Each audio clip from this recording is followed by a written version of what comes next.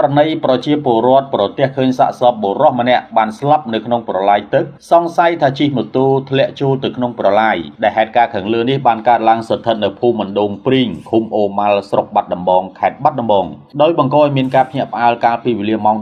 11:30 នាទីថ្ងៃទី 18 ខែមីនាឆ្នាំ 2025 នេះ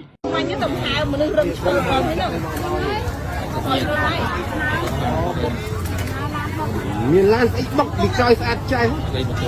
បុកពីមុខអត់ទេលុបក៏រងដាក់ពីមុខទៅពីដៃកាច់ខ្លួនឯងទៅមានណាប៉ះស្គាល់ទេបើមនុស្សបុកម៉ូតូហ្នឹងឡានហ្នឹងក៏នាំជាមួយចូលទៅយល់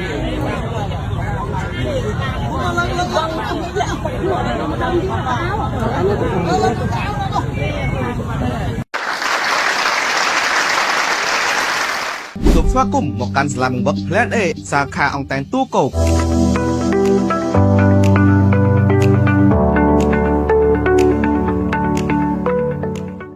សាលាបង្វឹក Plan A មានការប្រម៉ូសិនពិសេសរៀនមួយខែ free មួយខែតម្លៃត្រឹមតែ